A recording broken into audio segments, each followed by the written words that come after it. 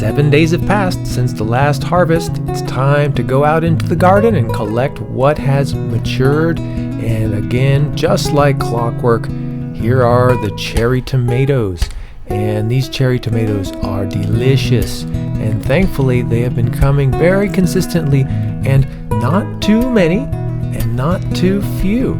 There's still a lot of green tomatoes left on the plant, which is really good. Hopefully they will continue to mature just like this, and I can continue to have tomatoes into the fall, because we are now in middle of September, going on late September, and well, these are not going to continue producing when the temperature changes. Some bush beans here. I actually planted these before school started. These are not our bush beans. And they're making a few big beans, and there were some small ones that I left behind. I don't want to pick the small ones. Hopefully they'll grow bigger now.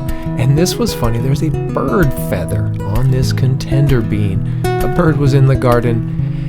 Here's a baby bell pepper, and I have had some failures with this plant because when I let the peppers grow big, they were going rotten. So I learned my lesson: harvest them when they're small and they're still tasty and firm. And here is another sweet potato, and this is also very consistent plant.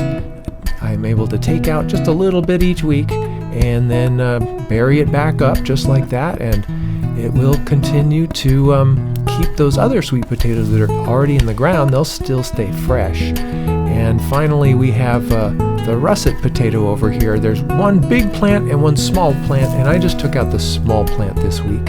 And there's a handful of small potatoes right there. Again, I'm a little disappointed with those potatoes. They didn't grow as well as I had hoped. But there was one medium-sized russet potato in there, which is, at least there's a little bit in there, enough for a meal maybe. And that was the harvest for the week. It is contender beans and baby bell peppers, some cherry tomatoes, some sweet potatoes. So 4 items on the list for this week.